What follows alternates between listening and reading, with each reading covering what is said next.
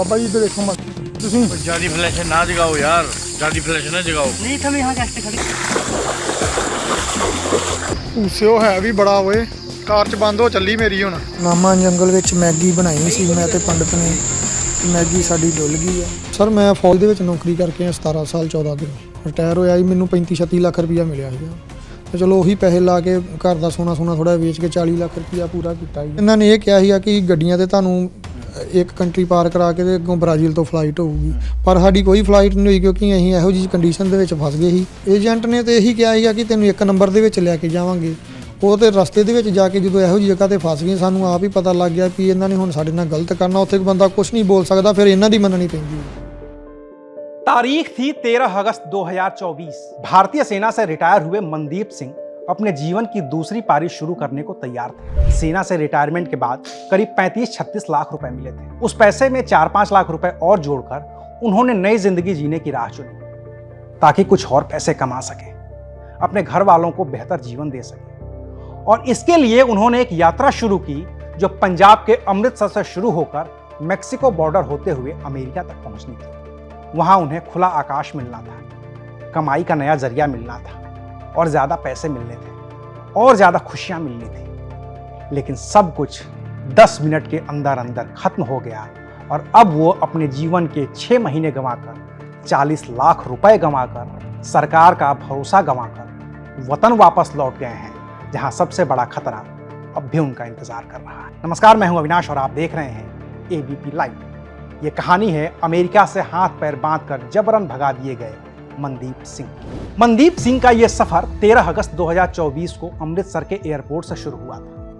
अमृतसर से वो दिल्ली आए, दिल्ली से उन्होंने मुंबई की फ्लाइट ली और मुंबई से फ्लाइट लेकर वो कीनिया चले गए और वहां से शुरू हुआ मौत का सफर, जिसमें पनामा के वो घने जंगल भी आए जहां कभी उन्होंने रोटी और मैगी खाकर रात गुजारी तो कभी सांप बिच्छू जंगली जानवरों से बचते बचते सुबह 6 बजे से शाम के 4-5 बजे तक पैदल चलते रहे। ਪੈਦਲ ਪਨਾਮਾ ਦੇ ਵਿੱਚੋਂ 13 ਦਿਨਾਂ ਦੇ ਵਿੱਚ ਮੈਂ ਪਨਾਮਾ ਪਾਰ ਕੀਤਾ। ਉਹ ਪੈਦਲ ਹੀ ਕਰਨਾ ਪੈਂਦਾ, ਜਿਹਦੇ ਵਿੱਚ ਮਤਲਬ 40-42 नदियाँ क्रॉस करके गए हैं, ਜਿਹਦੇ ਵਿੱਚ मतलब चिक्कड़ भी है, दलदल भी, सारा कुछ ही है। कहते हैं वो तो बड़ा भयानक है पनामा वाला सफ़र जो है, नदियाँ पहाड़ लाशें मिलती हैं, कंकाल मिलते हैं।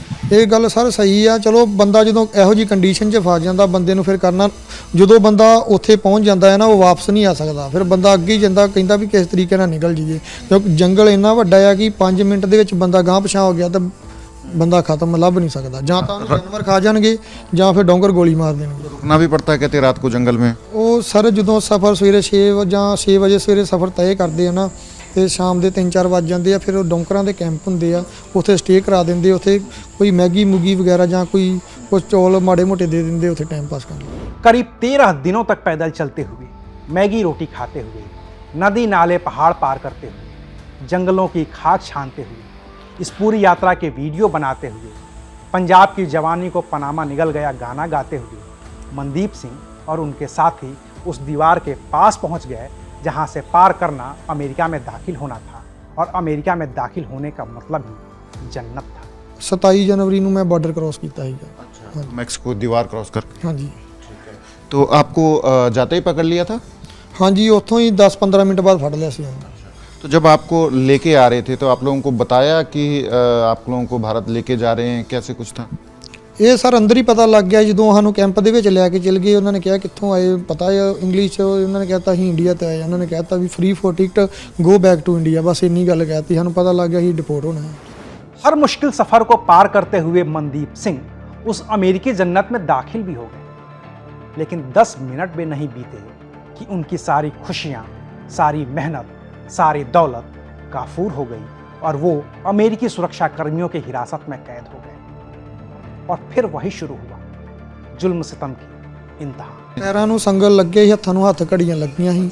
ਬਸ ਉੱਥੋਂ ਹੀ ਆਪਣੇ ਕੈਂਪ ਦੇ ਵਿੱਚ ਹੱਥ ਘੜੀਆਂ ਲੱਗੀਆਂ। ਜਹਾਜ਼ 'ਚ ਬਿਠਾ ਕੇ ਅੰਮ੍ਰਿਤਸਰ ਜਹਾਜ਼ ਲੈਂਡ ਹੋਣ ਤੋਂ ਪਹਿਲਾਂ ਇਹਨਾਂ ਨੇ ਹੱਥ ਘੜੀਆਂ ਲਾ ਦਿੱਤੀਆਂ। ਖਾਣ ਪੀਣ ਨੂੰ ਸਰ ਦੇਖੋ ਉੱਥੇ ਸੇਬ ਮਿਲਦਾ ਹੈ, ਇੱਕ ਫਰੂਟੀ ਮਿਲ ਜੂਗੀ ਜਾਂ ਲੇਜ਼ ਮਿਲਦੇ, ਇਸ ਤੋਂ ਇਲਾਵਾ ਕੁਝ ਨਹੀਂ ਮਿਲਦਾ। 2 ਟਾਈਮ ਇਹੋ ਹੀ ਮਿਲਣਾ ਹੈ ਬਸ, ਹੋਰ ਕੁਝ ਨਹੀਂ। जहाज में हाथ बंधे हैं, पाँव बंधे हैं, कैसे खाते हैं? ਇੱਕ ਸਾਈਡ ਦੀ ਹੱਥ ਘੜੀ ਖੋਲ ਦਿੰਦੇ ਆ ਜੀ, ਹੱਥ ਦੇ ਵਿੱਚ ਦੂਜਾ ਲਿਫਾਫਾ ਹੁੰਦਾ ਉਹ ਬੰਦਾ ਖਾ ਲੈਂਦਾ। ਤਕਰੀਬਨ ਕੋਈ ਖਾਂਦਾ ਹੀ ਨਹੀਂ ਹੈਗਾ, ਇੰਨੀ ਟੈਨਸ਼ਨ ਦੇ ਵਿੱਚ ਹੁੰਦਾ, ਉਹ ਲਾਗੇ ਸਮਾਨ ਆਪਣੀ ਰੱਖ ਦਿੰਦਾ, ਖਾਂਦਾ ਹੀ ਨਹੀਂ। और अब आखिरकार उनकी घर वापसी हो गई। ठीक उसी तरह से जैसे किसी अपराधी की होती है।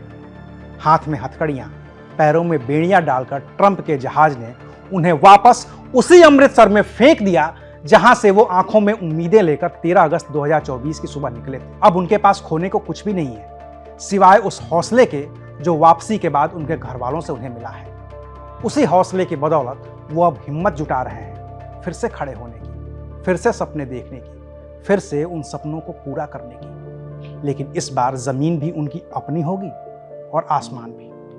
इस पूरी कहानी के लिए एबीपी न्यूज के रिपोर्टर सचिन ने मनदीप सिंह से बात की थी। शुक्रिया, आप देख रहे थे एबीपी लाइव।